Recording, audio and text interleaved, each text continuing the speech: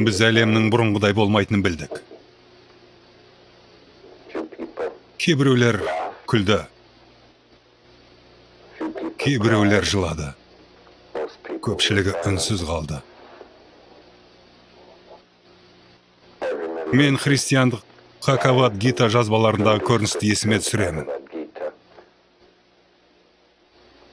Онда Вишну ханзадаға өзінің тағдырын орындау керектігін дәлелдеуге тырысады.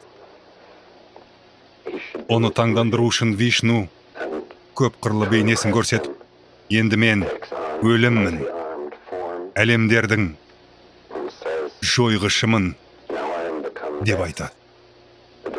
Әлемдердің жойғышы.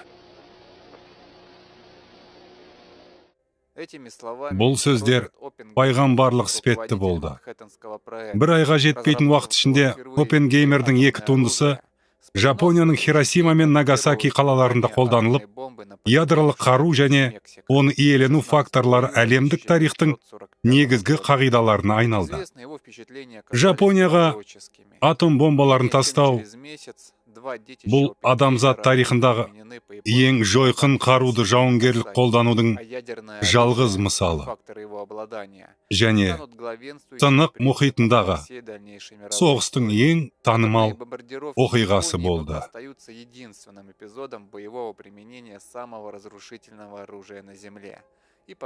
Иә, кинематограф пен әдебиеттің арқасында біздің көрермендер Пёрл Харбор туралы жақсы біледі. Онда Бен Аффлек Жапон ұшақтарын қалай атып түсіргенін және вирустық мемға айналған капитанның бұл классика, мұны білу керек деген сөздерін білеміз. Бірақ Мидуэй атоллы туралы әлдеқайда аз адам хабардар. Қазіргі замандағы көпшілік үшін болған соғыс осымен аяқталады. Яғни жапондар Пёрл Харборға шабуыл жасайды, кейін американдықтар Мидуэйға соққы жасап, оларға жауап қайтарады. Ал соңында атом бомбаларын тастады. Соғыс аяқталуына байланысты біз міндетті түрде Квантун армиясының жеңісі тақырыбын қосамыз. Және Жапонияны жеңудегі кеңестің атом бомбасына қосқан үлесі, немесе керісінше, атом бомбасының кеңеске қосқан үлесі шешуші рөл атқару туралы шексіз пікірталас жүргіземіз. Бұл екі фактордағы таласатын адамдар көбінесе Тынық мұхитындағы соғыс тарихын өте үстірт біледі.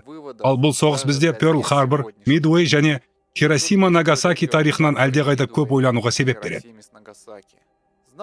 Роберт Оппенгеймер Хиросима мен Нагасаки тарихтағы ең өлімге толы бомбалау бола алмайтынын білген бе? Және сол кезде Жапонияны американдықтар атомсыз-ақ қырған қаралы рекордты жаңарта алмайтынын түсінді ме? Бүгін біз Жапонияны жеңудегі тағы бір факторды еске аламыз. Бұл фактор ядролық қару сияқты маңызды рөл атқарып, тарихтың одан кейінгі кезеңдерінде де үлкен әсер тигізді. Бүгін Тынық мұхиттағы әскери әрекеттер туралы әңгіме қозбаймыз. Бірақ осы тақырыпқа келу үшін аздап кері шегініп 1911 жылға ораламыз. Бұл уақытта әлемдік империалистік соғыс алдында ел басшылары өз халықтарын қарқынды дайындап жатты. Олар өзара туыс, іскер серіктес ретінде тығыз қарым-қатынаста болған еді. Америкадағы серіктестері Испания мен Филиппиндерге қарсы әрекеттерді бастапқыда сынақ ретінде қолданған кезең еді. Британдықтар оңтүстік Африкада Бур республикаларында жаттығып, Ресей мен Жапония қиыр шығыста дайындалып жатты.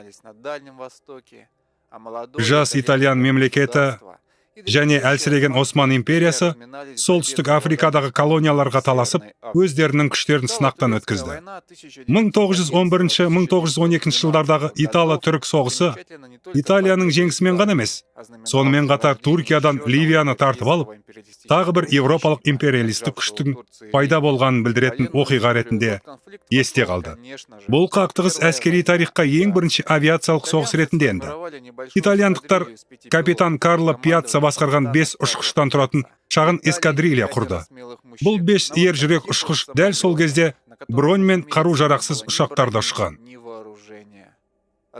Олар авиация тарихында техникалық мүмкін болған барлық салада алғашқы болуға қол жеткізді. Капитан Рикардо Мойза жерден оқ атылған ұшаққа бірінші болып ұшып, базасына оралған алғашқы ұшқыш болды. Капитан Карло Фонта өзінің кабинасында отырғанда жауынгерлік тапсырмада жараланған алғашқы ұшқыш ретінде тарихқа енді. Ол түрік мылтығынан оқ алған. Ұшқыш Пьеро Манзини жауынгерлік тапсырма кезінде қаза тапқан алғашқы ұшқыш болды. Эскадрилья командир капитан Пьяца тарихта ең бірінші жауынгерлік ұшуды орындаған ұшқыш атанды. Ал кейінірек тұтқынға түскен алғашқы ұшқыш болды. Басқа әріптестер алғашқы болып жатқанда, эскадрильяның 5-ші ұшқышы лейтенант Джулио Гавотти тарихқа ену мүмкіндігін іздеді. Лейтенант ерекше шешім қабылдады.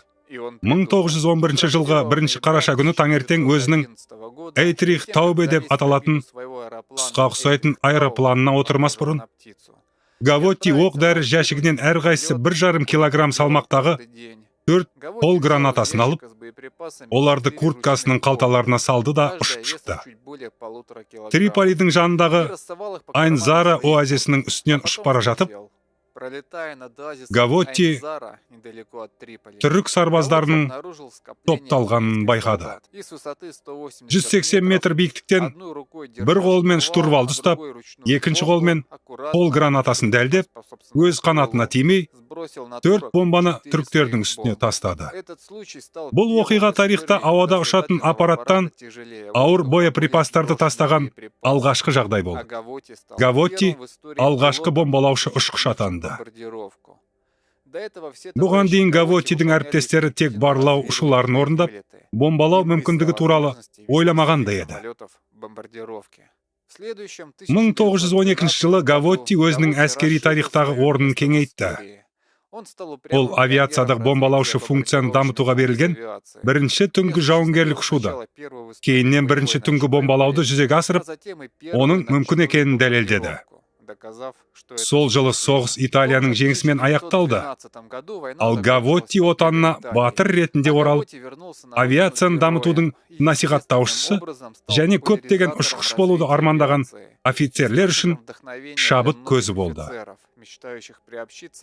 Сол офицерлердің бірі бұрынғы артиллерист Джулио Дуэ, сол 1912 жылы авиацияға ауысты.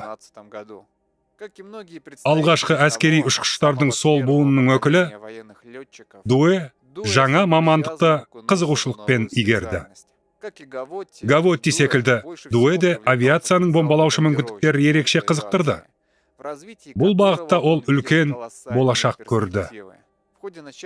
Бірінші дүниежүзілік соғыс кезінде әскери авиация техникалық сипаттамаларының жақсаруы және жаңа тактикалық әдістердің пайда болуы бойынша тез дамыды.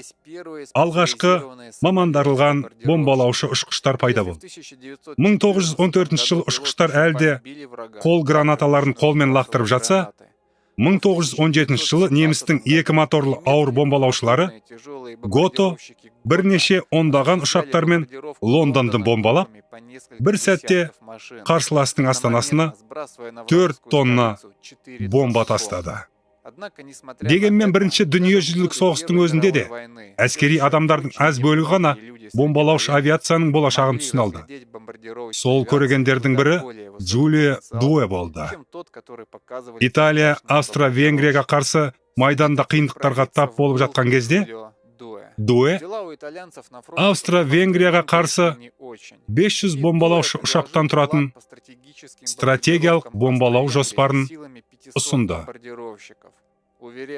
Ол мұндай авиация күштерінің австриялық экономиканы күйретіп, тыл жұмыстарын парализдей алатынын және олардың моральдық рухын төмендетіп, Австро-Венгрияны капитуляцияға мәжбүр ететінін сенімді түрде айтты. Алайда бұл жоспар басшылыққа тым радикалды және фантастикалық болып көрінді және қабылданбады. Дуэ бұл шешім үшін басшылықты қатты сынаған соншалық, ол әскери әуе күштерінен шығарылып, бірнеше айға түрмеге қамалды. Соғыс аяқталғаннан кейін Дуэ бомбалаушы авиацияны қолдану концепциясы мен оның болашақтар рөлі туралы ауаны билеу, болашақ соғыстың ықтимал түрлері атты кітабын жазып, оны 1921 жылы жариялады. Дуэ техникалық прогресс жақын болашақта бомбалаушы авиацияны соғыс жүргізудің стратегиялық құралына айналдырып, әкті басқа барлық әскер түрлерінен үстем етеді деп санады. Дуэдің пікірінше, басты фактор әуедегі үстемдік. Әуедегі үстемдікті қамтамасыз еткен тарап стратегиялық бомбалаушы әуе флотын иемдену арқылы қарсыластың бүкіл аумағындағы әскери, экономикалық және басқа да маңызды нысандарды жазасыз жоя алады. Қалаларды қиратып, халықтың жеңіске деген ерік-жігерін әлсіретеді. Бұл елдің капитуляциясына әкеледі. Ал мұның бәрін ауқымды құрлық соғысын бастамай-ақ жүзеге асыруға болады. Кейіннен Дуэ доктринасы деп аталған әскери концепцияға қалаларды қирату және бейбіт тұрғындар арасында құрбандардың болуының тікелей қажеттілігі енгізілгендіктен, бұл кейбіреулер үшін моральдық тұрғыдан айыптауға тұрарлық еді. Мұнда Дуэның соғысшы тараптардың бір-бірінің қалаларын белсенді түрде бомбалап, жүздеген бейбіт неміс, француз және британдықтарды өлтіргенін жақсы білген ескеру маңызды. Дуэ сияқты кәсіби әскери адамдар үшін қазіргі соғыста әсіресе ірі қалаларда орналасқан өнер кәсіптік және әскери нысандар бар жерде бейбіт тұрғандар арасында құрбандардан қашып құтылу мүмкін емес екені анық болды.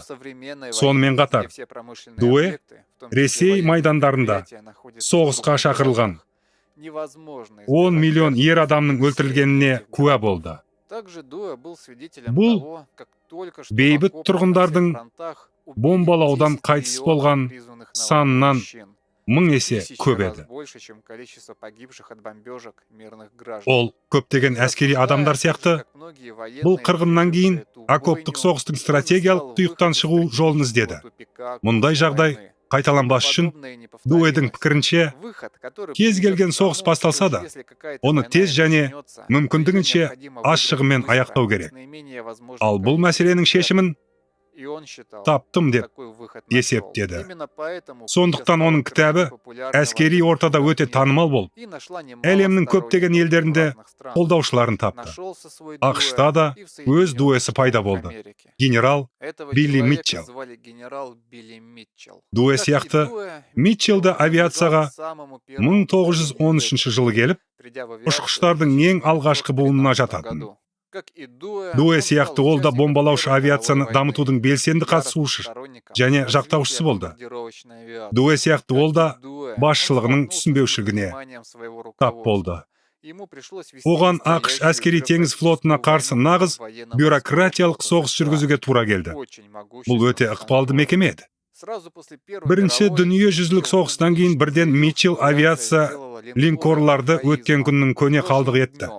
Және линкорларға қарсы салудың еш мәні жоқ деп жариялады. Менің бомбалаушыларым сіздердің артта қалған линкорларыңызды әрқайсысын $30,000 батырады. Ал бір линкордың құрылысына $40 миллион жұмсалады. Бұл ақылға қонымсыз деп мәлімдеген еді ол. Әскери теңіз флот үшін бұл мәлімдеме шын мәнінде керегарлық болды. Бұл пікірталас 1921 жылы өткен оқу жаттығуларымен жалғасты. Митчелл ұйымдастырған жаттығулар барысында авиабомбалар линкорды суға батырды. Бұл тарихта авиабомбалармен суға батырылған алғашқы линкор болды. Бірақ бұл Митчеллға көмектеспеді. Сыншылар линкордың маневр жасамағанын және экипаждың төтенше жағдайларда тірі қалу үшін күреспеген бірден атап өтті. Бұл жағдай саналмайды, ал линкорлар бәрібір жақсырақ деген пікірде қалды. Нәтижесінде Митчелл бюрократиялық жүйеге жол берді. Әскери теңіз флоты мен армия қорғаныс бюджетін тең бөліскенді жөн көрді. Ал Митчелл ұсынған дербес әк құру идеясы қабылданбады. Дуэ сияқты Митчеллді ел басшылығының көпшілік алдында қатты сынға алды. Бұл оны полковникке дейін төмендетіп, тәртіптік жазаға ұшыратты. 1925 жылы ол отставкаға кетті. Дегенмен Митчелл авиацияда көптеген идеялас адамдар мен шәкірттер қалдырды. Олар авиацияны дамыту үшін басшылықтан көбірек қолдау алуға тырысты.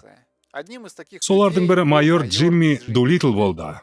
30 жылдардың басында ол АК-ты жеке әскери күш ретінде бөліп шығаруға тағы да қарсылық білдірген комиссияның мүшесі болды.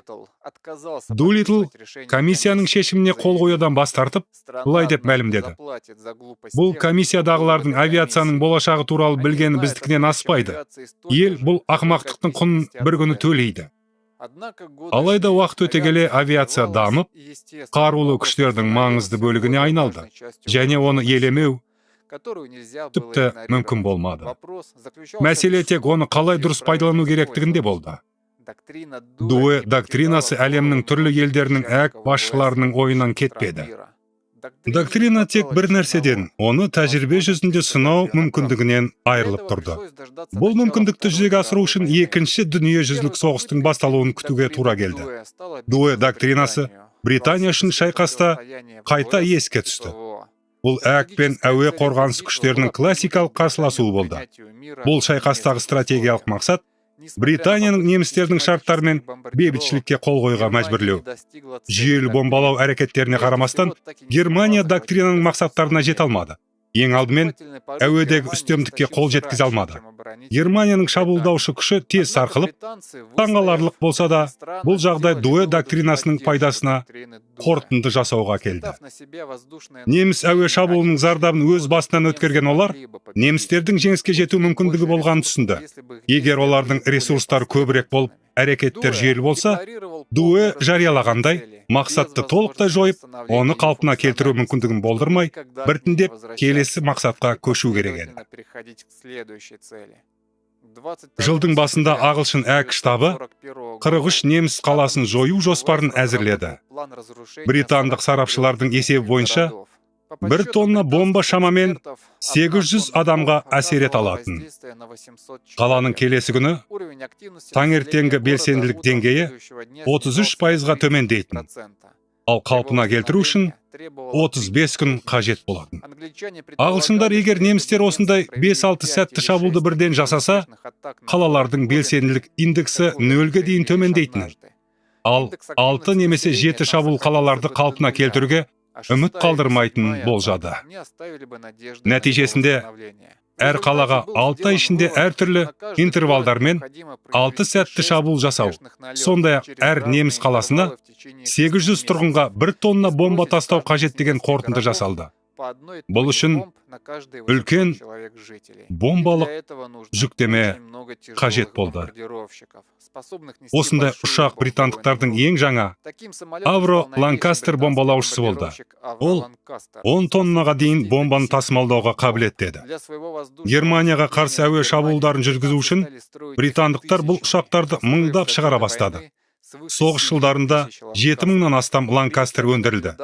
Мұны мұқият бақылаған америкалықтар соғысқа кіру тек уақыт мәселесі екенін түсініп, өздерінің бомбалаушы ұшағын жасауға кірісті. 1935 жылдан бастап ақш-та қолданылған Б-17 бомбалаушы ұшағы британдық Ланкастер сияқты жаңа болмады. Сонымен бірге оның бомбалық жүктемесі де аз еді. Ең бастысы, Британия үшін шайқас кезінде америкалықтар британдықтардың қарсы тұра алатынына сенімді болмады. Германиямен бірден-бір соғысудың ықтималдығы болды. Мұндай соғыс үшін үлкен бомбалық жүктемесі бар трансконтиненталдық бомбалаушы ұшақ қажет болды. Және ең үздік бомбалаушы ұшақты жасау міндеті қойылды. Боинг бұл тапсырманы орындады. Жаңа ұшақты әзірлеуге тапсырыс 1940 жыл берілді. Дегенмен мұндай жаңа ұшақ жасау ақш пен Боинг сияқты корпорация ішінде үлкен технологиялық сынақ болды. Ұшақтың сызбалары мен макеті 1941 жылдың жазында дайын болды. Әрі қарай Б-29 ұшағын құрастыру міндеті тұрды. 1941 жылы Жапония Пёрл-Харборда ақш флотына шабуыл жасап, Америка екінші дүниежүзілік соғысқа қосылды. Б-29 прототип әлі де құрастырылу сатысында еді. 1942 жылы американдықтар Тынық мұхит майданында жапондардың шабуылын тоқтатумен айналысты. Ал Еуропа театрында ақш бар күшін Б-17 бомбалаушы ұшақтарын шығаруға жұмылдырып, оларды Германияға қарсы бағыттады. Болашақ Б-29 өндіріс үшін Канзас штатындағы Уичита қаласында жаңа зауыт салынды. Тек 1942 жылдың қыркүйегінде зауыттан алғашқы прототип шықты және сынақтары басталды. Сынақтар күз және қыс бойы жалғасып, ең алдымен авиациялық қозғалтқыштардағы көптеген ақауларды анықтады.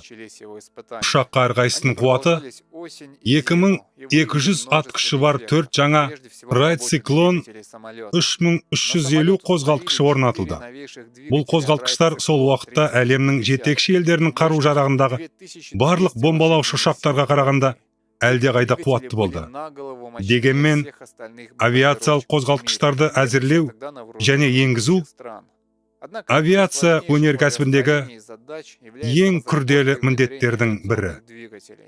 1943 жылдың қыркүйегінде сынақ рейстерінің бірінде прототип апатқа ұшырады.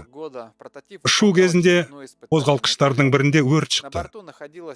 Ол қанатқа және фюзеляжға тез тарады. Жанып жатқан Б-29 ұшағы Сиэтл маңындағы консерві зауытына құлады. Ұшақтағы барлық 11 инженер мен сынақшы қаза тапты. Сынақтар 1943 жылдың күзінде аяқталып, алғашқы сериялық Б-29 ұшақтары құрастырылғанға дейін жалғасты.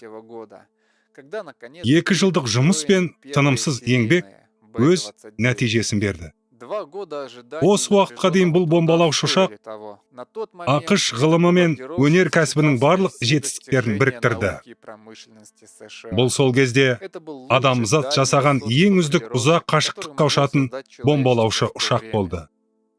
Ол 9 тонна бомбаны көтере алатын, бұл Б-17-ге қарағанда 1 тоннаға артық. Оның ұшу биіктігі 12 шақырымға дейін жетеді. Мұндай биіктікке сол кезде ешбір бомбалаушы ұшақ жете алмады. Экипаж кабиналары герметикаландырылған. Бұл ұшқыштарға үлкен биіктіктерде оттегі маскасынсыз ұшуға мүмкіндік береді. Нәтижесінде ұшқыштардың шаршауы айтарлықтай азайды. Ұшақ кондиционерлермен және кабинаны жылытуға арналған электр пештермен жабдықталды. Стратегиялық бомбалаушының маңызды ерекшелігі оның өзін-өзі қорғау қабілеті. Мыңдаған миль қашықтыққа ұшқанда, жанармай тапшылығына байланысты ешбір сүйемелдеуші жойғыш ұшақтар оны қорғай алмайтын еді. Ұшақта 12 пулеметтен тұратын қорғаныс қаруы орнатылды. Бұл Б-17-ден асып түсетін қарулану деңгейі болды. Алайда Б-29-дың инновациялық артықшылығы мүлдем басқа еді. Бұл ұшақта авиация тарихында алғаш рет атыс қаруларын автоматтандырылған басқару жүйесі енгізілді. 1931 жылы General Electric компаниясы алғашқы жалпы мақсаттағы электромеханикалық компьютерді жасап шығарды. Сондықтан дәл осы General Electric компаниясына Б-29 пулеметтерінің ең заманауи атыс басқару жүйесін жасау тапсырылды. Электромеханикалық автоматтандырылған жүйе мергендерге атысты қашықтан басқаруға мүмкіндік берді. Олар пулемет басқарылатын мұнарада емес, герметикалық кабинаның ішінде отырып басқару жүргізді. Штурман барометриялық биіктікті, жылдамдықты және сыртқы ауаның температурасын арнайы құрылғыға енгізіп, бұл деректер борттағы қарапайым компьютерге жіберілді. Компьютер автомат түрде баллистика мен алдын ала есептеулерді жүргізіп, пулемет мұнараларының дәлдігін реттеді. Мерген тек оператор ретінде әрекет етіп, дисплей арқылы нысананы бақылады және басқару пульт арқылы мұнараларды қозғалтып, пулеметтерді бағыттады. Мергендерге арналған нұсқаулыққа тіпті әзіл түрінде карикатура да бар еді. Онда мерген еш қиындықсыз бір батырман басу арқылы жау жойғыш ұшақтарын атып түсіріп жатқанын көрсеткен. Автоматтандырылған басқару жүйесі атыс дәлдігін қолмен басқаруға қарағанда 50%-ға арттырды. Сонымен қатар автоматиканың тағы бір маңызды артықшылығы өлі аймақты өшіру деп аталады. Егер мергендердің бірі қаза тапса немесе жарамсыз болса, оның мұнаралары автоматты түрде басқа мергендерге қосылды. Б-29 ұшағының әрбір мерген жағдайға байланысты бірнеше мұнараны басқара алды. Бұл үшін ұшақ ішінде бір мұнарадан екіншісіне жүгіріп барудың қажеті болмады.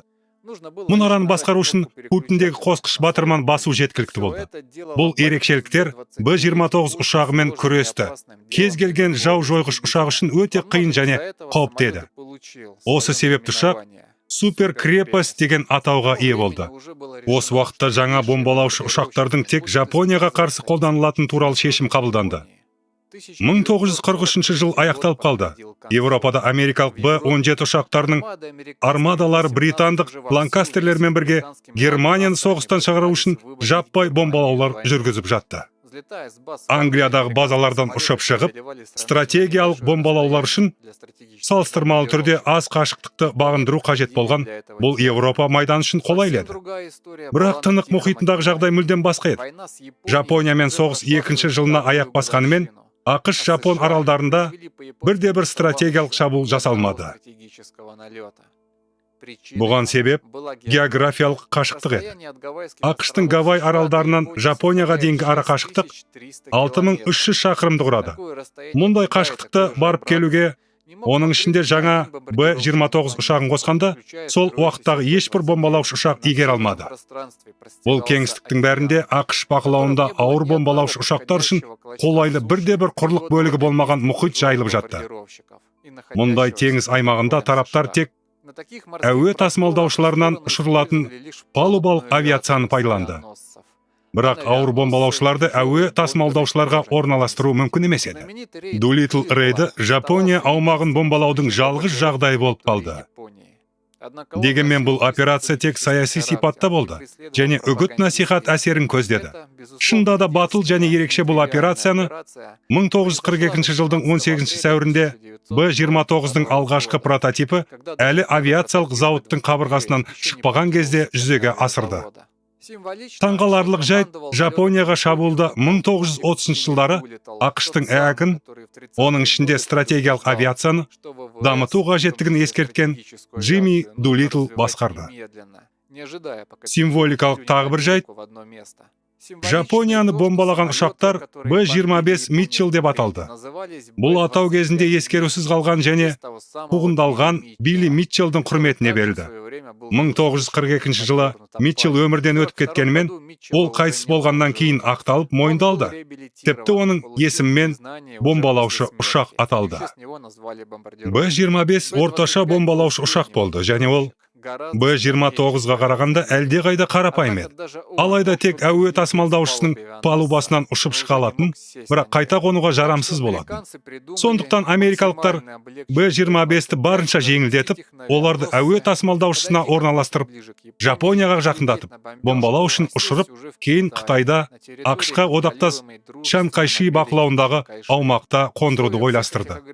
Бұл шектеулерге байланысты тасымалдаушы тек 16 бомбалаушыны жібере алды. Олар Жапонияны дәл бомбалап, бірде-бір ұшақты жоғалтпады. Алайда ақырында барлық ұшақтарынан айырылды. Бір ұшақ Кеңес одағының қиыр шығысына жетіп, интернацияланды. Қалғандары Қытайда апатқа ұшырады. Бірнеше ұшқыш қаза тапты. 8-і Жапон тұтқынына түсті. Жапондар бұл жағдайды ережеден тыс ерекше оқиға ретінде қарастырды. Өйткені әуе тасымалдаушыларынан бір бағытқа ғана ұшатын бомбалаушылармен ұзаққа бара алмайтынын түсінді. Олар дұрыс пайымдады. Жапонияны бомбалау туралы жаңалықтың әсерін алғаннан кейін, америкалықтар мұндай операцияларды қайта қайталамады. 16 орташа бомбалаушының шабуылын стратегиялық деп атау қиын. Дегенмен 1944 жылы жағдай түбегейлі өзгеруі керек еді. Америкалықтар Б-29 ұшақтар арқылы Жапонияға жаппай әуе шабуылдарын бастауды жоспарлады. Бірақ 1944 жылдың басында Тынық мұхитындағы соғыс географиясы өзгермегендіктен, америкалықтарда суперкрепостарды Жапонияға жақындатуға мүмкіндік беретін базалар әлі болған жоқ. Сол кезде Жапонияға жетуге болатын жалғыз аумақ Гаминдан бақылауындағы Шығыс Қытай провинциялар болды. Бұл жерде одақтас авиациялық базалар қазірдің өзінде бар еді. Олар Гаминдағы көмек көрсету және жапондарға қарсы әрекет ету үшін пайдаланылды. Сонымен қатар Жапон барлауы 1943 жылдың басынан бастап америкалықтардың ұзақ қашықтықта ұшатын және тактикалық техникалық сипаттамалары ерекше жаңа бомбалаушы ұшақ жасап жатқан туралы ақпаратқа ие болды. 1943 жылдың соңында жапондар жаңа ұшақтың сериялық өндірісі басталғаны және оның жақын арада қолданылатын туралы мәлімет алған кезде, оның қайдан ұшатынын анықтау қиын болмады. Қытайдан басқа нұсқа болған жоқ. Сондықтан жапондар бұл қауіптің алдын алудың ең қарапайым әрі сенімді жолын таңдады. Жапонияның бас штабы, қане, бомбалаушы ұшақтар біздің метрополияға жете алатын Қытай аумағын түгел басып алайық деген шешімге келді. 1944 жылдың басында Жапония барлық майдандарда айқын қиындықтарға тап болған кезде, Қытай майданы жапондар үшін сенімділік сақталған жалғыз бағыт болды. Гаминданның қытайлық әскерлерінің беделі жапондар үшін жергілікті итальяндар немесе румындар сияқты еді. Яғни, оларды әрқашан жеңуге болады. Фронттағы жалпы жағдайға қарамастан. Сондықтан 1944 жылдың сәуірінде жапондар оңтүстік шығыс Қытайда ірі шабуыл Ичиго операциясын бастады. Кендей, Гаминдан әскері тез ыдырап, үлкен шығынға ұшырады. Жапондар шамамен 2 миллион шаршы шақырым аумақты, 60 миллион адам тұратын жерлерді басып алды. Ең бастысы, жапондар шығыс Қытайдағы 10 ірі авиациялық базаны, соның ішінде Б-29 ұшақтарын орналастыру жоспарланған базаларды қолға түсірді. Мұнда картада авиациялық базалар тиісті белгілермен көрсетілген. Осы жағдайға байланысты жоспарларды өзгертіп, Б-29 ұшақтарын орналастыру үшін жаңа базаларды Қытайдың орталықтарындағы Чэнду аймағында салуға тура келді. Орталық Қытайда Б-29 базаларын салу оңай шаруа емес еді. Гиганттық суперкрепостар тек жақсы қатты жабынмен қамтамасыз етілген. Ұзындығы 10 бомбалаушы ұшаққа дейін жететін ұшу-қону жолағынан ғана ұша алатын. Сонымен қатар техникалық персонал, жанармай қоймалары және қою жабдықтары, оқ-дәрілер, басқару пункттері, байланыс станциялары, медицина, тамақтану және жүздеген адамды орналастыру үшін ауқымды инфрақұрылым салу қажет болды. Мұның бәрін салу үшін жақсы логистика керек еді. Ал Қытаймен логистика сол кезде Жапониямен логистика сияқты нашар болды. Картаға көз жүгіртсек, Б-29 ұшақтарының Қытайға Гималайлар арқылы ұшып келгенін көреміз. Әуе базаларды 50 мың қытайлық жұмысшы қолмен салды. 44 жылдың көктемінде олар ұшақтарды қабылдауға дайын болды. Сәуір айында алғашқы Б-29 ұшақтары Чэнду әуе айлағына қонды. Алайда мысалы жүздеген Б-29 ұшағының бір рет шабуыл жасауын ұйымдастыру үшін мыңдаған тонна жанармай қажет болды. Оны Қытайға жеткізу керек еді. 1 галлон бензинді Қытайға жеткізу үшін 3 галлон бензин жұмсалатын. Қиын логистика мен қымбатшылықтан бөлек, орталық Қытайдағы базаның басты кемшілігі Б-29 ұшағының қолжетімділік аймағы тек Кюсю аралының батыс жағына жететін еді. Ал Жапонияның негізгі өнеркәсіптік белдеуі және Токио сол күйі қолжетімсіз болып қалды.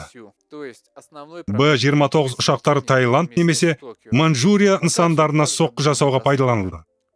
Мысалы, Б-29 ұшақтарының алғашқы жауынгерлік рейсі 1944 жылғы 5 маусымда Бангкок маңындағы нысандарға қарсы жүзеге асырылды.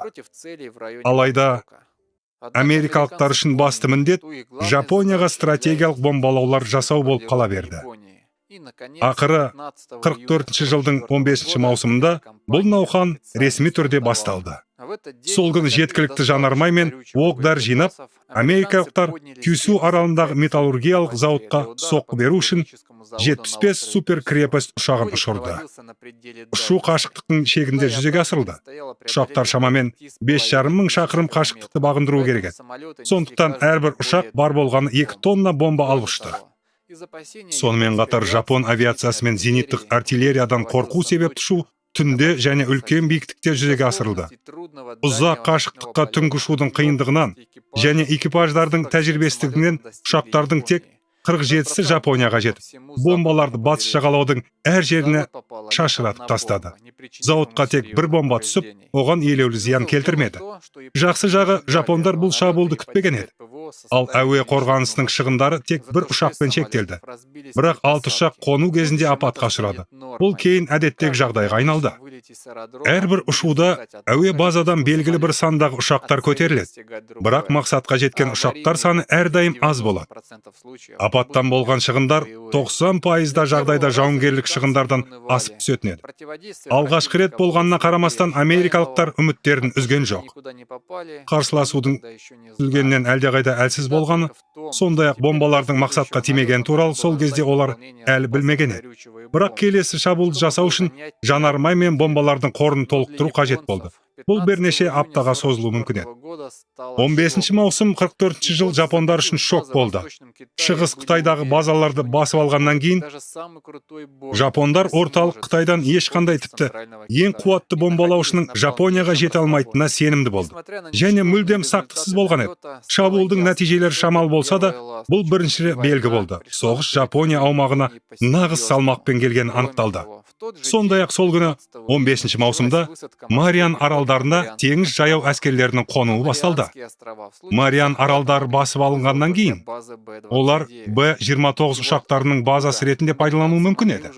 Бұл жерден америкалықтар кез келген маңызды нысанға, оның ішінде Токиоға да жететін еді. Жапондар сол кезеңде Б-29 шабуылдарына не қарсы қоя алды. Соғыстың алғашқы жарты жылында 42 жылдың жазына қарай Жапония Азия мен Тынық мұхитындағы ақш пен Британияның үлкен аумақтарын басып алған кезде бұл жағдай Жапонияға кері әсерін тигізді. Мұхиттың кең аймағында орналасқан Жапон аралдарына шабуыл жасауға пайдаланатын бірде-бір аумақ қалмады. Жапондар өздерінің географиялық орналасуына сенімді болды. Олар өздерінің жаулап алған жерлерін сақтап қалады деп сенді. Бұл дегеніміз америкалықтарды метрополиясына жақындатпайды деп ойлады. Сондықтан, мысал Дулитл рейдінен бұрын Жапонияда әуе қорғанысы жүйесі мүлдем болмады. 42 жыл ол құрылды, бірақ оған ең төмен басымдық берілді. Барлығы бұл жүйе ешқашан шын мәнінде қажет болмайды деп сенді. Жапондардың 2,5 жылдық басымдығы болды, бірақ олар оны әуе қорғанысын күшейту үшін пайдаланбады. Бұл үлкен стратегиялық қателікке әкелді. Олардың өнеркәсіптік әлеуеті әуе қорғанысын күшейту үшін ресурстарды жұмылдыруға мүмкіндік беретін еді. Сонымен қатар 1944 жылға қарай тиімді әуе қорғанысы жүйесін құруда мол тәжірибесі бар неміс одақтастарының көмегі қолжетімді болды. Маусым 1944 жылға қарай жапондардың әуе қорғанысының ең дамыған бөлігі алыс радиолокациялық анықтау жүйесі болды.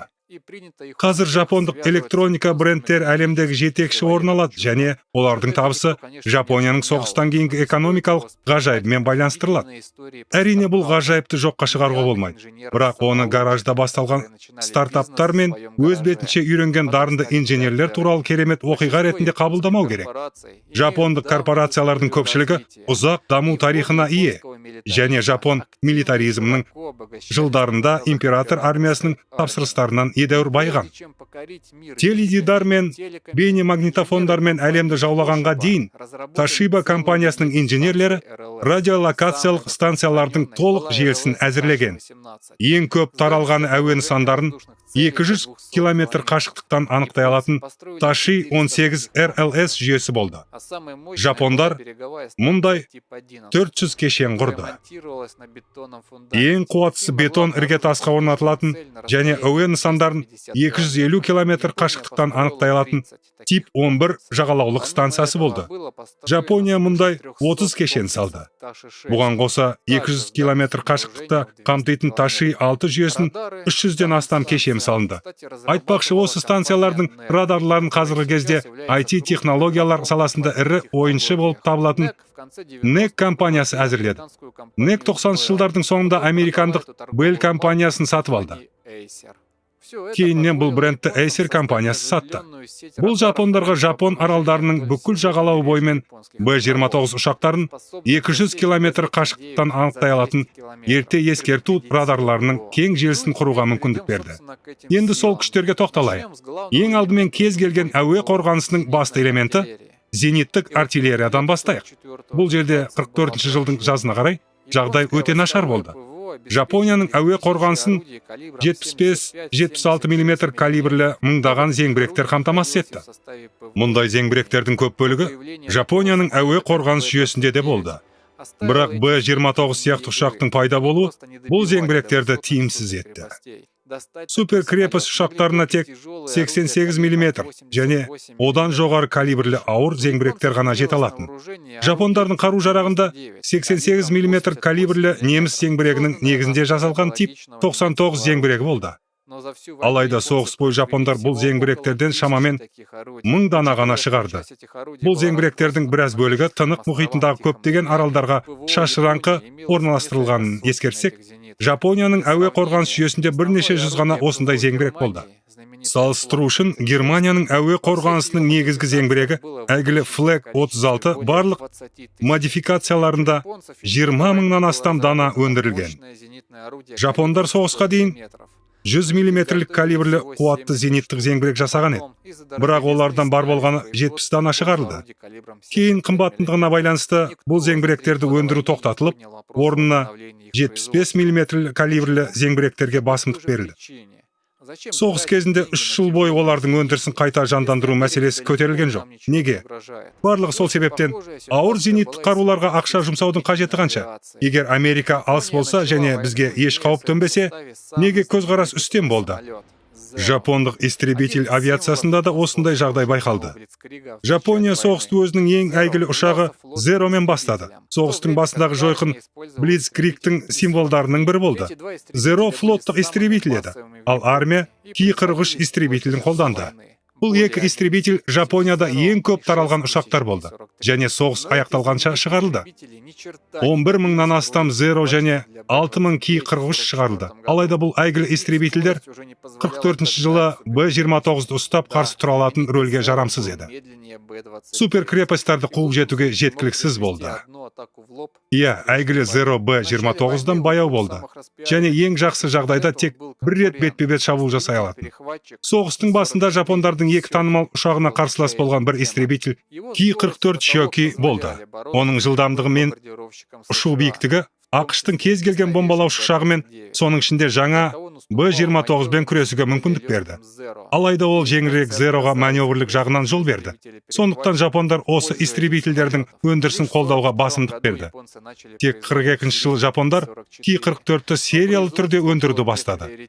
Бірақ бұл басымдық болмады, сондықтан соғыс бойы небәрі 1200 Шиоки шығарылды. 42 жылдың соңында Жапонияда Б-29-ға қарсы тұра алатын тағы бір истребитель жаңа Ки-61 Кион пайда болды. Шиоки мен Киондар екі негізгі мәселе болды. Олардың саны жеткіліксіз болды, және олар тек пулеметтермен қаруланған еді. Бұл Б-29-ды атып түсіруді, тіпті егер жылдамдық пен биіктікте қуып жеткен жағдайда да іс жүзінде мүмкін емес еді. Сондықтан жапондар өз ұшақтарын шұғыл түрде 20 мм зеңбіректермен жабдықтай бастады. Ал ең тәжірибелі пилоттары бар кейбір ұшақтарға тіпті 37 мм-лік зеңбіректер орнатылды. Осылайша Жапонияда ұшақтар болғанымен, мәселе жапондардың қолда бар құралдар мен күштерді дұрыс қолдануында болды. 1944 жылдың 15 маусымына қарай Жапония аралдарында 300-ден сәл астам жапон ұшағы болды. Жапондар метрополияда өздерінің истребительдік бөлімшелерін күшейту үшін күштерін жұмылдыра алады. Сол уақытта жапон авиациясының тек 6-дан 1 бөлігі Жапонияны қорғады. Ал маусым айындағы алғашқы рейдтен кейін бұл көрсеткіш аздап қана өсіп, шілдеде 375 ұшақты құрады. Бұл сан соғыстың соңына дейін айтарлықтай өзгерген жоқ. Жапонияның бүкіл аумағы үшін бұл өте аз болды. Әсіресе алғашқы рейдтердің өзінде 70 Б-29 бірден қатысқан, және бұл сан ай сайын өсе бергенін ескерсек, неміс одақтастарынан айырмашылығы жапондар истребительдерінің әуе қорғанысын басқарудың бірыңғай командалық пункттерін құрмады. Оның орнына истребительдік бөлімшелер аумақтық округтерге бөлінді. Егер Кюсю аралына шабуыл жасалса, Токиодан келген ұшақтар өз округтеріне қатысы жоқ болғандықтан, әріптестеріне көмектесу үшін ұша алмайтын. Бұған қоса командалық басқаруда да бөлу болды. Пилоттық ұшақтар тек әскери теңіз базаларын және порттарды қорғады, ал армиялық ұшақтар тек қалалар мен өнеркәсіптік орталықтарды қорғаумен шектелді. орталықтандырылған командалық басқару мен ақпарат алмасу жүйесі болған жоқ. Бұл жапон ұшақтарының аз сан бомбалаушыларға соққы жасау үшін жаппай шоғырландыруға мүмкіндік бермеді. Сол себепті суперкрепостарға қарсы бір уақытта 50-70 ұшақтан артық ешқашан ұшырылған емес. Жапондардың бұл қателіктер оларға 1944 жылдың маусым айында ауыр шығын әкелуі мүмкін еді. Бірақ американдықтардың өздері көптеген қиындықтар мен мәселелерге тап болды. Сол себепті жапондардың бірдеңені түзетуге бірнеше ай уақыты болды. Алғашқы түзетулер импровизация арқылы жасалды. 15 маусымдағы алғашқы рейдтен кейін американдықтар келесі осындай ірі рейдті тек 20 тамызда ұйымдастырылды. Сол күні 75 суперкрепость Кюсю аралындағы сол металлургиялық зауытты бомбалау үшін ұшты. Шабуыл күндіз жасалды. Бірақ америкалықтар 10 шақырым биіктікте әрекет етуді жоспарлап, Жапон әуе қорғаныс жүйесіне қол жетімсіз боламыз деп есептеді. Америкалықтар теңіз үстінде ұшып бара жатқанда, оларды ерте анықтау станциялар байқалды. Ал Жапон истребительдері жауға қарсы шығуға дабылмен көтерілді. Суперкрепостьтарды қарсы алуға 4 авиатоптың осы ұшқыштары аттанды. Бұл фотода олардың беделі жоғары көрінеді. Алдыңғы қатардағы 3 жиналмалы орындықта жайғасқан, арқаларын сүйеп дембелше отырысқан топтың ең үздік 3 ұшқышы. Ортасында лейтенант Исаму Кашиде отыр. Ол болашақта суперкрепостьтарға қарсы ең танымал жапон ас ұшқышы болады. Оның есебінде 26 Б-29 ұшағы бар. Соның ішінде кемінде 7-еу соғыстан кейін ресми расталды. Осы нәтижемен ол суперкрепостьтарға қарсы шайқаста сөзсіз бірінші нөмірлі ас ұшқыш. Бірақ 20 тамыздың батыры Кашидеден оң жағында планшетке мұқият бір нәрсе жазып отырған пилот болды. Бұл оның серігі сержант Шиего Нобе. 4-ші авиатоп ауыр 2 моторлы Ки-45 истребительдерінде ұшты. Бұл ұшақтар қуатты 37 мм зеңбірекпен қаруланған еді. Бірақ Б-29-дың жылдамдығынан қалып қоятын. Жапон ұшқыштарының жалғыз тактикасы радиолокациялық станциялардың ерте ескерту жүйесін пайдаланып, әуеге уақытында көтеріліп, биіктік жинап, америкалықтарды бетпе-бет шабуылмен қарсы алу болатын. Егер бұл шабуыл сәтсіз болса, Б-29-дың пулеметтерінің қарқындылығы мен жылдамдығы қайталап шабуыл жасау мүмкіндігін азайтатын. Кашиде мен оның серігі Нобе дәл осыны жүзеге асыруға тырысты. Олар алдыңғы қатарда ромб тәрізді ұшып келе жатқан 9 бомбалаушыға шабуыл жасады. Оларды Б-29 Гертруда басқарды. Оның пилоты подполковник Роберт Плинскейлс болды. Подполковник генерал Дуглас МакАртурдың жеке пилоты болған. Әрі бұл рейстегі ең тәжірибелі ұшқыштардың бірі еді. Сол күні ол экипаждың сүйікті спанелиті Салиді өзімен бірге алды. Сержант Нобе Плинскейлстің Б-29 ұшағына оқ атты. Бірақ шабуыл нәтиже бермегенін көріп, қайта шабуыл жасау мүмкін емес екенін түсінді. Ол қарсыласын жібергісі келмей, радио арқылы жетекшісіне Б-29-ды тарандайтынын хабарлады. Нобенің ауыр 2 моторлы истребителі Гертруданың бір қозғалтқышына соғылып, қанаттағы жанармай багының жарылуына әкелді. Екі ұшақ үлкен отты шарға айналды. Ешкім аман қалған жоқ. Қақтығыстан кейінгі сынықтар артынан ұшып келе жатқан Б-29 Оствельский экспрессіне соғуына шақ қалды. Ол соңғы сәтте қашып құтылды, бірақ оның артынан келе жатқан Б-29 Колемети Сью мұндай жолы болмады. Сынықтардың бірі оның тік тұрақтандырғышын қиып түсірді. Ұшақ бірден басқарылудан айырылып, айналып жерге құлады. Оның 12 адамдық экипажынан тек бір мерген аман қалды. Ал жапондардың тұтқынына түсті. Осылайша сержант Нобе таран арқылы өз өмірмен ұшағын құрбан етті. Жарты минут ішінде 2 суперкрепостьті құлатты. 23 америкалық авиаторды қазаға ұшыратты. Және біреуін тұтқынға жіберді. Бұл 2 Б-29 сол күні истребительдермен атып түсірілген жалғыз ұшақтар болды. Тағы біреуін зениттік қарулар жойды. Ал 10 ұшақ апатқа ұшырады. Алайда бұл шабуыл су нысандарына айтарлықтай зиян келтіре алмады. Сержант Нобенің мысалы Б-29-ға қарсы тұрудың ең тиімді әдісі таран екенін көрсетті. Бірақ 49 жылы тамызда тіпті камикадзе де өз жұмысын әлі бастамаған. Американдық бомбаушылардың таран тактикасын ресми түрде қабылдау идеясы ауада қалқып тұрса да әлі айтылмады. Бірақ көп ұзамай бәрі өзгереді. 44 жылдың тамызында американдықтар Марианна аралдарын бақылауға алды. Осы сәттен бастап Жапония бойынша Б-29 іс-әрекетінің негізгі базаларын құрудың барлық басымдығы Қытайға емес, оларға берілді. Марианада базалар салу әлдеқайда оңай болды. Мұнда американдықтар өздерінің көлік флоты мен логистикасының барлық күшін тарта алды. Және қытайлық гастарбайтерлер ордасына емес, техникамен жабдықталған білікті инженерлік бөлімдердің құрылысын қамтамасыз ете алды. 3 аралдың әрқайсысында аэродромдар құрылды. Тиньян аралы. Егер сіз оған жоғарыдан қарасаңыз, іс жүзінде бір қатты аэроторапқа айналды. Қазан айында алғашқы супер бекіністер аэродромдарға келе бастады. 44 жылдың 1 қарашасында Жапония үшін әуе шайқасы тарихындағы тағы бір бетбұрыс болды. Сол күні Токиода 9000 метрден астам биіктікте жалғыз ұшақ пайда болды. Бұл биіктіктегі фотобарлау модификациясындағы Б-29 болды. Және ол Дулитл рейдінен бері Токиодағы алғашқы американдық ұшақ болды. Ұшақ күндізгі уақытта қаланы айналып өтіп, оны қуатты камералармен түсірді. Жапондық ұстағыштар ауаға көтерілді. Бірақ олардың ешқайсысы биіктікте Б-29-ға жете алмады. Бұл күні Токионың іскерлік орталығындағы өмір әдеттегідей қызып жатты.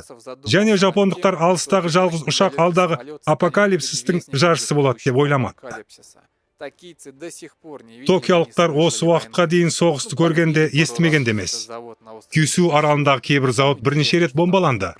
Провинцияда не болып жатыр деп кімді қызықтырады? Американдық скаут Токионың суреттерімен Мариана аралдарындағы базаға аман есен оралды. Бұл Жапония астанасына алғашқы рейдті жоспарлауға мүмкіндік берді. Жапондық 10-шы әуе дивизиясының командирі генерал Кихачира оның ұшақтары жете алмағанына куә болғаннан кейін американдық барлаушы Токио аспанында. Ол жақын арада Жапонияны не күтіп тұрған туралы иллюзияны сезінбестен, әрбір әуе тобында ерікті басқаратын және американдық бомбалаушылардың қасақана қошқарларына арналған арнайы таран ұшақ топтарын шұғыл түрде дайындауға тікелей бұйрық берді.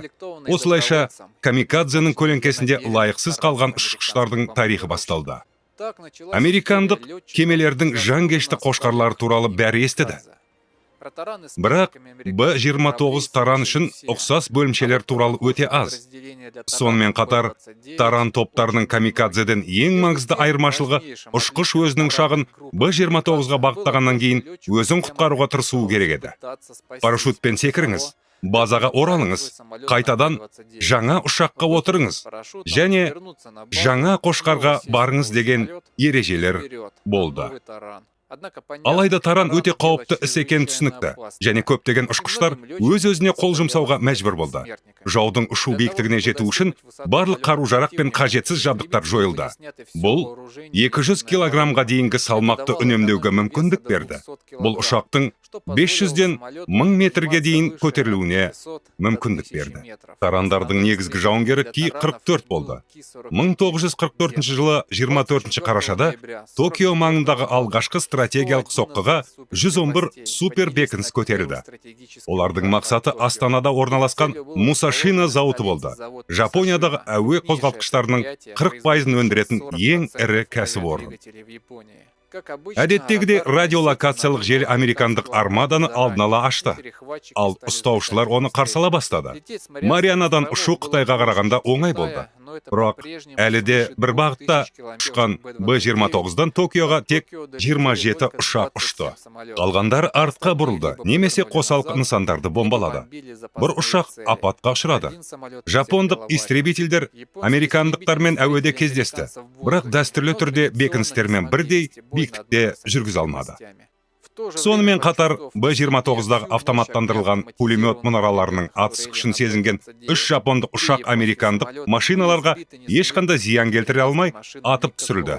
Супер бекіністерге қол жеткізе алатын жалғыз адам таран жеңіл ұшақтары болды. Сирек фотосурет жапон ұшқышы Б-29-дан сәл жоғары көтеріліп, жоғарыдан төменге қарай сөйлей алған кезде, сәтті таран шабуылының қалай көрінгенін көруге мүмкіндік береді. Осы фотосуреттерге қарап, ұшқыштың ұшақтан уақытында кетіп, қашып кету мүмкіндігі қандай екен елестете аласыз. Дәл сол күні ефрейтор Йошо Мина Б-29 лейтенанты Сэм Вагнерді ұрды. Кездейсоқ американдық экипаждың 4 аяқты үй жануарда болды. Олар қайтыс болғанға дейін олармен суретке түскен. Жалпы екі ұшақ та жерге құлады. Ефрейтор минада бүкіл американдық экипажда қаза тапты. Фотосуретте сол жақта тұрған Уильям Натрас қана аман қалды. Бұл Б-29 Токионың алғашқы ұшуында жауынгерлік себептермен жоғалған жалғыз адам болды. Бұл таран тактикасының тиімділігін тағы бір рет дәлелдеді. Кішкентай шығындарға қарамастан, соққының әсері аз болды. Зауыттың 1% зақымданған. Жапондықтар үмітсіз тарандардан басқа рейдтерге қарсы тұрудың тағы бір әдісін тапты. Марианна аралдарының жақындығы қазір жапондықтардың қолында ойнайды. Өйткені жапондық ұшақтар Иваджима аралынан ұшып кете алады. Ал 27 қарашада Токиоға алғашқы шабуылдан 3 күн өткен соң жапондықтар кері соққы берді. Түнде 12 жапондық Зеро тоқтатылған бомбалармен Иваджимадан ұшып, Марианна аралындардағы американдық аэродромға қарай бет алды. Радиолокациялық анықтауды болдырмау үшін ұшақтар теңізден 5 метр биіктікте ұшты. Төмен болғаны соншалық, ұшқыштардың бірі бұранданы суға салып, базаға оралуға мәжбүр болды. Қалған 11 Зеро американдықтар үшін күтпеген жерден аэродромның үстінде пайда болды. Және ондағы 4 Б-29 жойылды. Алайда американдық истребительдер барлық 11 машинаны құлатқанға дейін Зероны қуып шықты. 7 желтоқсанда Пёрл-Харборға шабуылдың 3-ші жылдығында 8 жапондық шабуылдаушы ұшақ тағы да Б-29 бен аэродромға соққы беріп, 3 супер бекіністі жойды. Алайда бұл жолда үлкен баға төлеуге тура келді. 8 ұшақтың 6-сы атып түсірілді. Жапондықтар күш салуды жалғастырды. Және 26 желтоқсанға қараған түні аэродромға ең үлкен шабуыл жасады. 25 жапондық ұшақ 4-ті жойып, 11 бомбалаушын зақымдады. Алайда үлкен шығындар мен ұшақ тапшылығына байланысты жапондықтар сонша ұшақты жоғалтуға шамасы келмеді. Қаңтар айында олар аэродромға жеке ұшақтармен немесе бірнеше көлік топтарымен шабуыл жасады. Соңғы әрекет 2 ақпанда болды. Барлық 5 жапондық ұшақ нысанаға жетпей атып түсірілгеннен кейін Жапон қолбасшылығы шабуылдарды тоқтатуға бұйрық берді. Осы кезде американдықтардың Иваджимаға қонуы күтілді. Және сол ақпанда жапондықтар бұл аралды Марианна аралдарына шабуыл жасау үшін пайдалану мүмкіндігінен айырылды. Жапондық соққылардың салдарынан барлығы 11 Б-29 жойылып, 43-і зақымдалды. Құрлықтағы 45 адам қаза тапты. Жапондықтар рейдтерде 37 ұшақтан айырылды. Келтірілген шығындарға және американдықтар үшін жасалған шиеленіске қарамастан, рейдтер Жапонияның стратегиялық бомбалауын бұзған жоқ. Жапондықтардың жаңа жоспары бар. Жою үшін пайдаланыңыз Б-29 команда отряды. Арнайы осы мақсатта бірінші рейдтік парашюттық десанттық бригаданың құрамынан 136 адамнан тұратын Геретсу отряды құрылды. Парашютшілерді Марианна аралдарының үстінен Ки-21 бомбалаушылар лақтыру керек еді. Содан кейін олар жарылғыш зарядтар арқылы Б-29 бен аэродромның инфрақұрылымын жою керек еді. Марианнадан кетудің нұсқалары болған жоқ, десантшылар.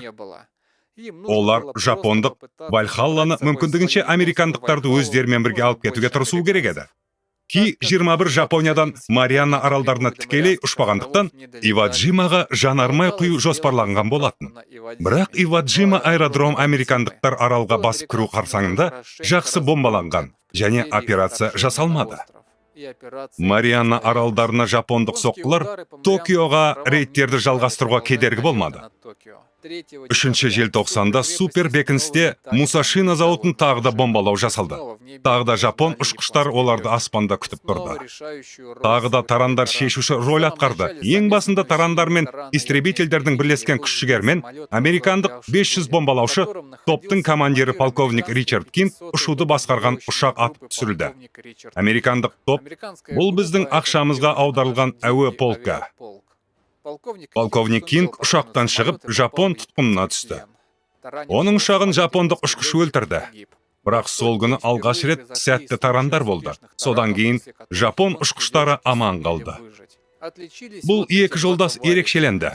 Сол жақта лейтенант Торо Шинамоя, ал оң жақта ефрейтор Масао мен Тагаки. Екеуі де сол күні Б-29-да ұрып-соғып, екеуі де тірідей оралды. Сонымен қатар, егер Тагаки тек супер бекініске зақым келтірсе, және ол базаға орала алса, онда соққыдан кейін Шинамия Б-29-ден төмендеп, бірден жауынгерлер тобымен аяқталды. Егер сіз фотосуреттің сол жағына мұқият қарасаңыз, онда екі дос ұшақтың сынған қанатының жанында тұрғанын көруге болады. Сонымен бұл Шиномия ұшағының қанаты, ал бомбалаушыны ұрып тастады. Иә, жапондықтар өз ұшақтарын аэродромға қондырып, жапон газеттерінің жұлдызына айналды, ал оның ұшағы Токиода көпшілік назарына ұсынылды. Жалпы 5 Б-29 жоғалтты. Оның кем дегенде 3-еуі қошқарлардан зардап шекті. Американдықтар тағы да Мусашино зауытына ешқандай зиян келтірмеді. 27 желтоқсанда 78 супер бекініс Мусашино зауытын жою үшін қайтадан ұшып кетті. Ал ұшақтардың жартысынан азы нысанаға ұшты. 3 Б-29 жоғалғанда нәтиже қайтадан әлсіз болды. Олардың бірі қос таранның құрбаны болды. Америкалықтар басқа ауданда Токиодағыдай күшті әуе қорғанысы болмайды деп сеніп, басты мақсатты өзгертуге шешім қабылдады. Олар Нагояда орналасқан Mitsubishi фирмасының Жапониядағы екінші қуатты авиациялық қозғалтқыш зауытын таңдады.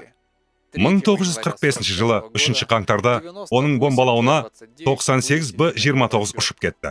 Нысанды тек 57 ұшақ бомбалады. Бомбалау мақсатсыз өтті, бірақ мұнда да американдықтар табандылықпен қырылып қалды. Сол күні барлығы кемінде 3 таран болды. Америкалықтар 4 супер бекіністен айырылды. Тағы біреу апатқа ұшырады. Mitsubishi зауыты зардап шеккен жоқ. 9 қаңтар 72 Б-29 тағы да 5-ші рет ескі мақсатына, Токиодағы Мусашино зауытына ұшып кетті. Қатты жел мен бұлттылықтың салдарынан зауытқа тек 18 машина жетіп, оларға жапон қошқарлары жауды. Сол күні кем дегенде 3 супер бекіністі таран атып түсірді. Жерлер Токио репортерлары сержант Масуми Юкидің өзі үшін өлімге әкелетін таранда бомбалаушылардың біріне өлімге әкеліп соқтырғаны түсірілді. Барлық американдықтарға 6 ұшақ қажет болды. Нәтиже әдеттегідей көңілсіз болды.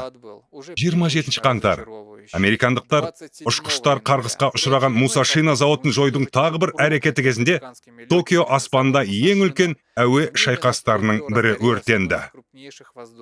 Сол түні Токиода 76 супер бекініс ұшты. Нысанаға 64 ұшты. Онда оларға истребительдер шабуыл жасады.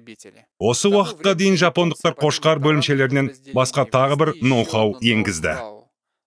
Жапондықтар ұшақтарға ауыр бомбалаушылармен күресу үшін арнайы әуе зеңбіректерін орнатты.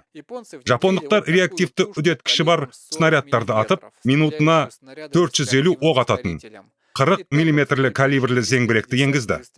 Рас, оқ-дәрі зеңбірекпен 10 снаряд болды. Бірақ шебер және дәл қолданған кезде бұл Б-29 үшін өлімге әкелетін қару болды. 37 мм калибрлі зеңбіректер истребительдерге жаппай орнатылды. Олар жапондық истребительдердің атыс күшін едәуір арттырды.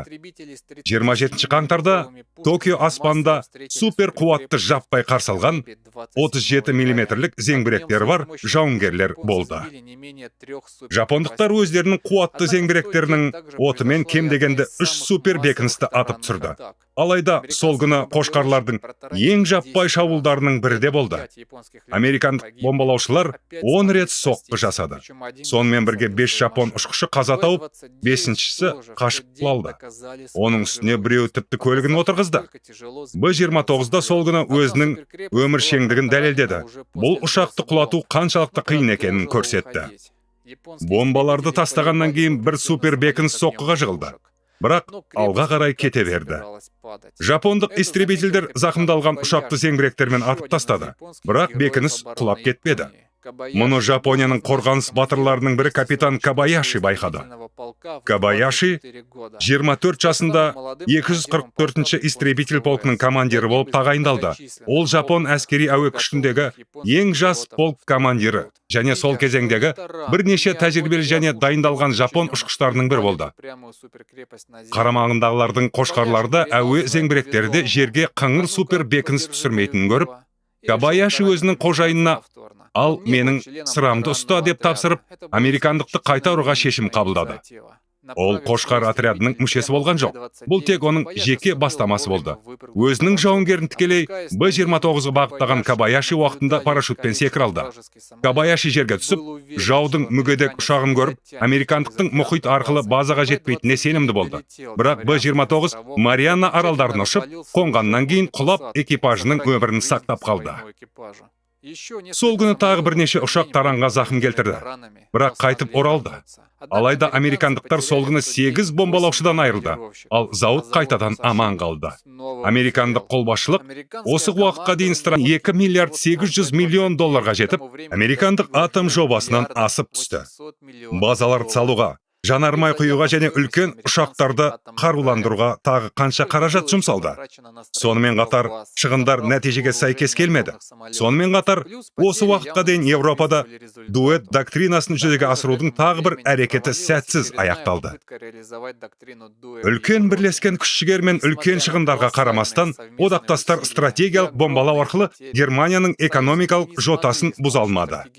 Бомбалаудың барлық қиындықтарына қарамастан, Германия 1944 жылдың қазан айына дейін ай сайынғы әскери өндірісін ұлғайтты және берілу туралы ойламады.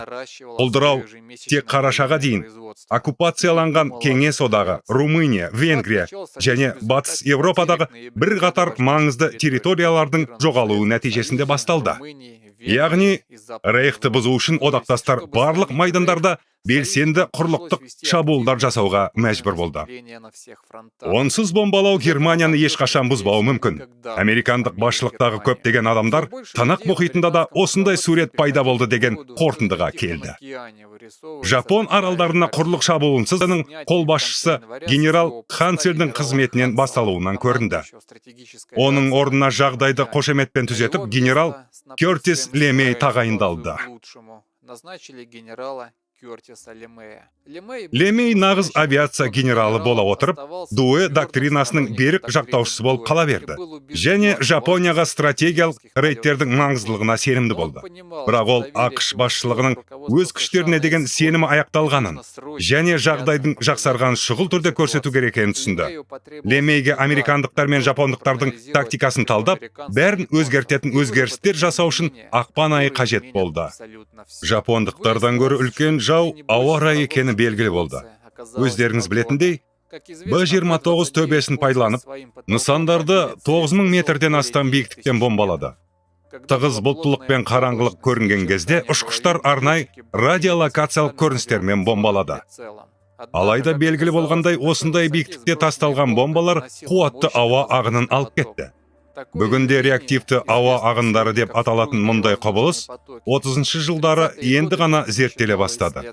Жер планетасында 9-12 шақырым биіктікте атмосфераны күн радиациясымен қыздыру және планетаның өз осының айналасында айналуы нәтижесінде сағатына 200 шақырымға дейінгі жылдамдықпен күшті жел ағындары пайда болды.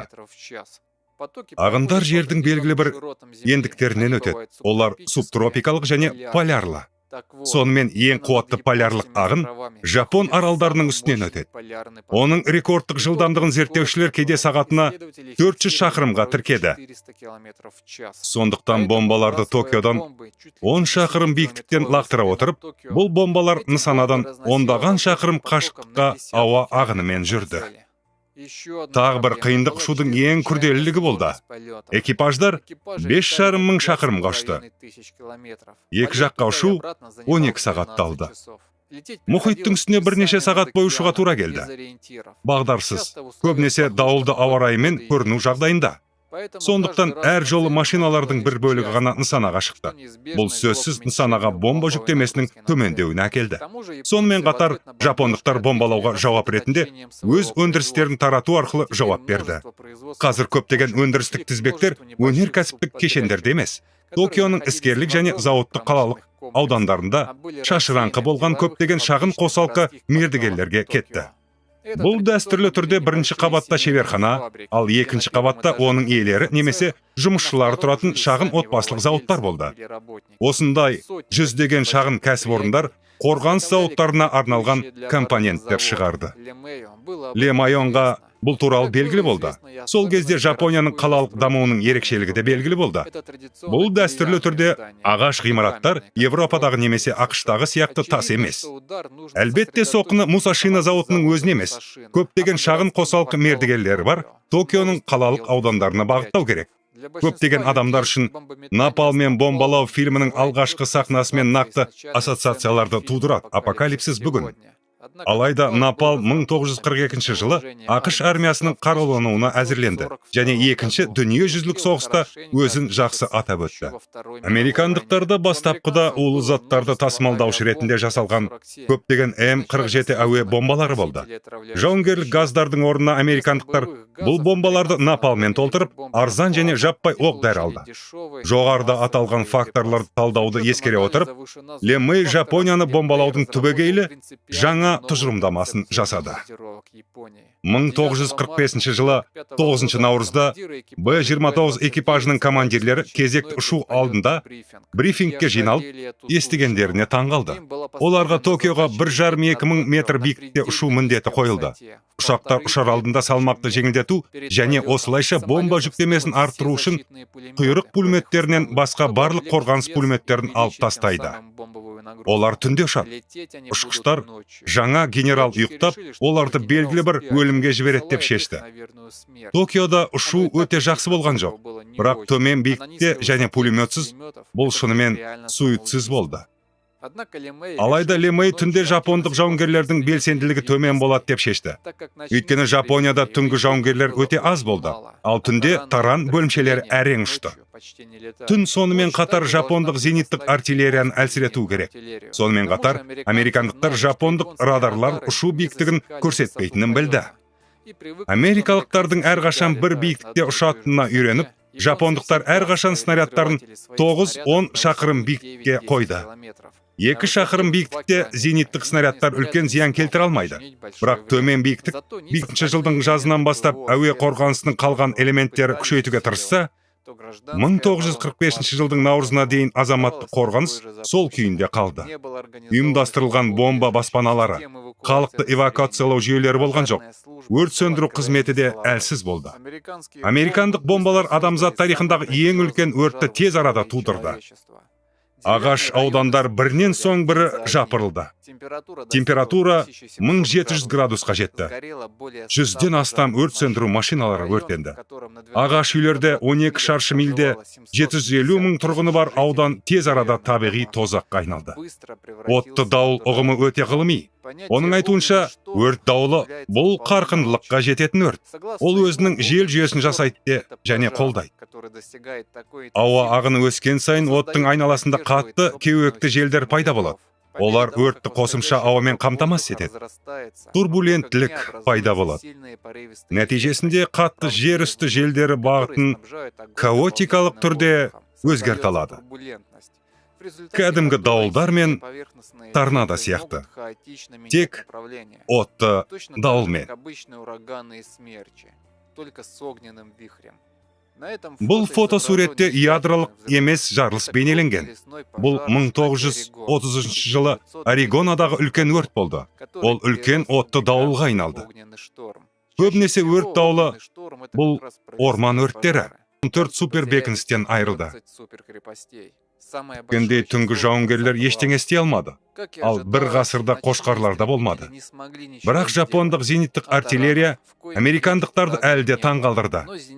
Рейдтердің басталуымен жапондықтар артиллерияны бағаламаудағы қателіктерін түсінгендіктен, оны күшейтудің жолын іздей бастады.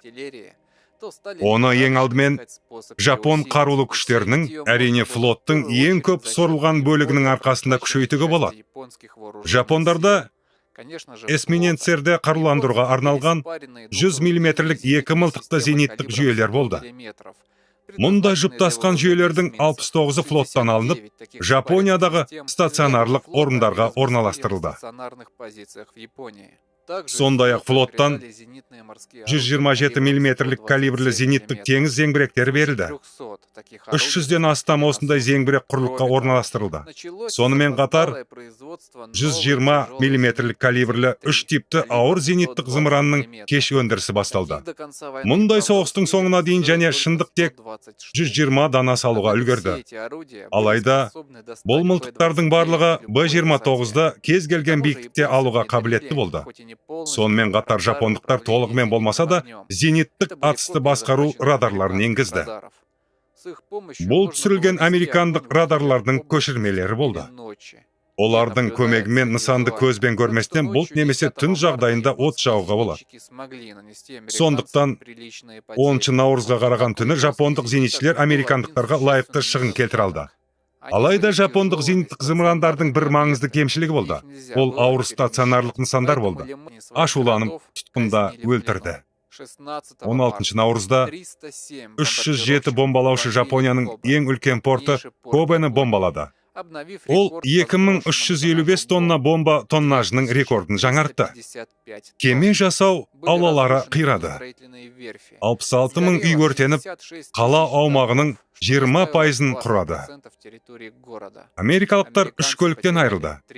Айта кету керек, Токионың тәжірибесінен үйренген жапондық азаматтық қорғаныс қазір қалалардың тұрғындарын уақытылы эвакуациялады. Басқа қалаларда бір аптада тек 10 мың адам қайтыс болды. Бірақ босқындар саны миллиондаған болды. Елде гуманитарлық апат өрши бастады. Бір аптаның ішінде Ли Мэй Жапонияның бомбалау жағдайын түбегейлі түзетіп, оның команданың көз алдында ресурстарды ысырап етуден Жапонияға қонбай-ақ Жапонияны шынымен бұзу тәсіліне айналдырды. 45 жылы наурызда американдық өнеркәсіп күніне 8 супер бекініс шығарды. Бойын қосымша 2 зауытты орналастырды. Жапонияға әр ұшқан сайын аспанға Б-29 көбірек көтерілді. 45 жылы наурызда американдықтар бір айлық қанды шайқастан кейін Иваджима аралын басып алды. Американдық туы бар теңіз жаяу әскерлердің әйгілі суреті түсірілген.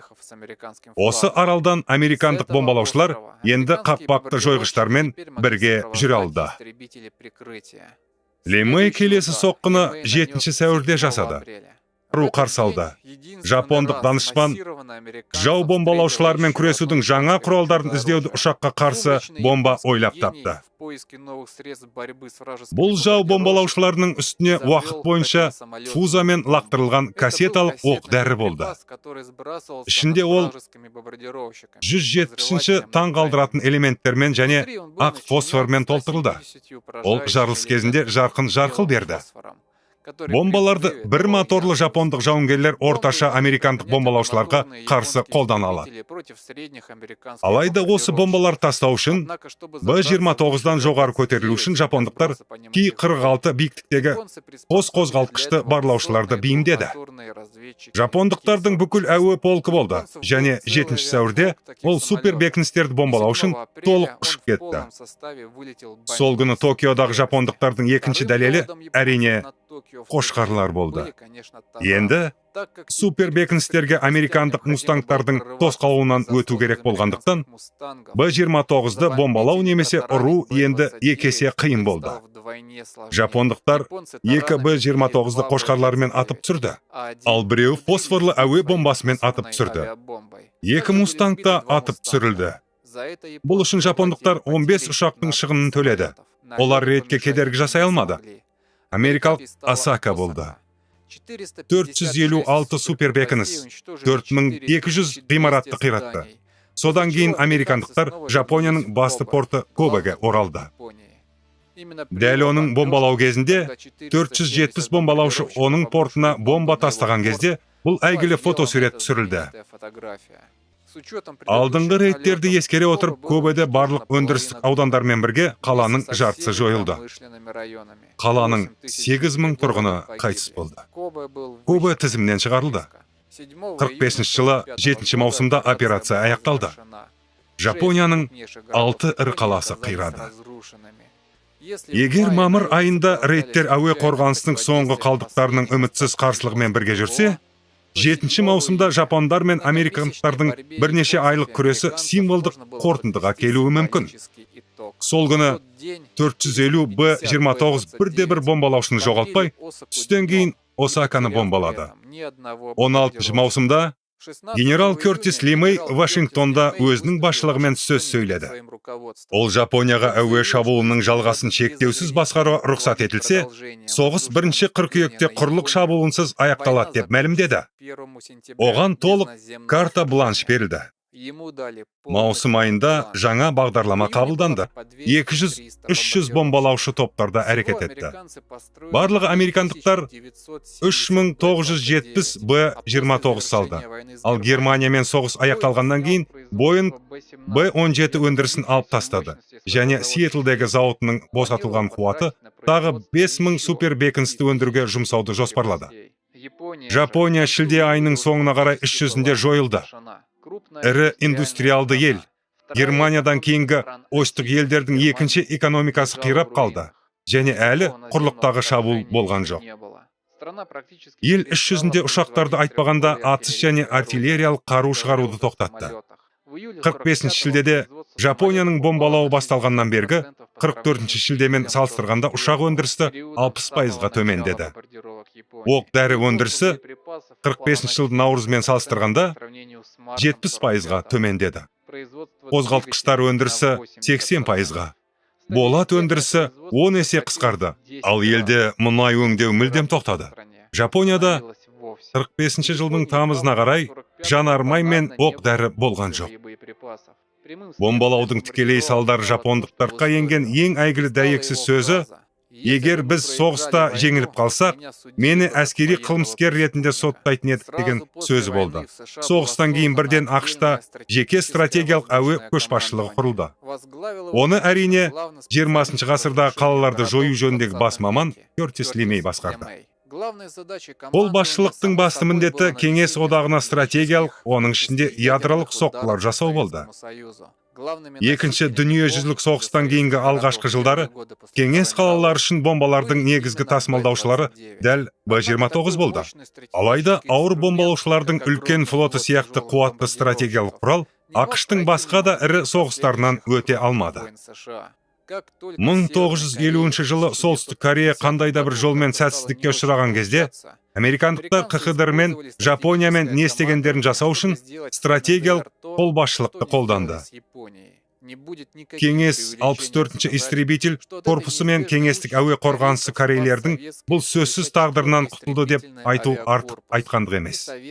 Сол жылдар КСРО планетада американдық күшке төтеп бере алатын ресурстар мен күштерге ие жалғыз ел болған шығар. Одан Дуэ доктринасы әрең қозғалады. Алайда 1972 жылы ақш-тың Вьетнам соғысындағы басты жетістіктерінің біріне қол жеткізген жүздеген жаңа буын Б-52 супербомбардиршілермен қаруланған стратегиялық қолбасшылық болды. Лайнбекер 2 операциясы кезінде солтүстік Вьетнамға қарсы 10 түндік стратегиялық Б-52 соққыларында американдықтар вьетнамдықтарды келіссөздер үстеліне отырғызып, 1973 жылы қаңтарда Париж бейбітшілік келісіміне қол қойды. Бұл іс жүзінде Американың оңтүстік Вьетнам режимінің өмірін 2 жылға ұзартты. Қырғи қабақ соғыс аяқталғаннан кейін әскери істе көп нәрсе өзгерді. Енді жаңа жоғары дәлдіктегі жеңілістер мен жеткізу құралдар пайда болды. Енді мыңдаған бомбалаушылардың қажеті жоқ. Бірақ стратегиялық сипаттағы әуе күшінің тұжырымдамасы жойылған жоқ. Егер 1991 жылы американдықтар әлемге құрлық армиясынан гөрі әуе күшінің басымдығын ашық көрсеткенімен, барлық құрлық операциясынсыз шөлдегі дауыл әлде орындалмаса, онда Дуэ доктринасының тамаша үлгісі Югославиядағы НАТО соғысы болды. Ірі жеткілікті дамыған Европа елі банан республикасы емес. Әуе қорғанысы жүйесімен 4-ші буын истребительдері. Югославиялықтар МиГ-29-ға ие болды. Жоспарлы, ұзақ және күшті әуе шабуылының нәтижесінде толығымен моральсыздандырылды және жойылды. НАТО саяси және стратегиялық жеңіске құрлық армиясын тартпай-ақ, тіпті ұшақ экипаждар арасында да бірде-бір әскери қызметкерін өлтірмей-ақ қол жеткізді. Олар бүкіл әлемге көрсеткен барлық күштер, Осы жетістіктердің барлығы американдықтардың басшылығының Жапонияға сәтті шабуылынан алған дұрыс тұжырымдаманың тікелей салдары және дамуы болды. Сондықтан мұндай тәжірибе жалпы тарих сияқты зерттеліп, есте сақталуы керек. Бұл тәжірибені өз тәжірибесінен көріп бөтен болып қалғанша зерттеген дұрыс. Себебі тарих ол саясат сияқты. Егер сіз оған қызығушылық танытпасаңыз, ол сізді ерте ме кеш пе қызықтыра бастайды. Терезенің сыртындағы найзағайдай.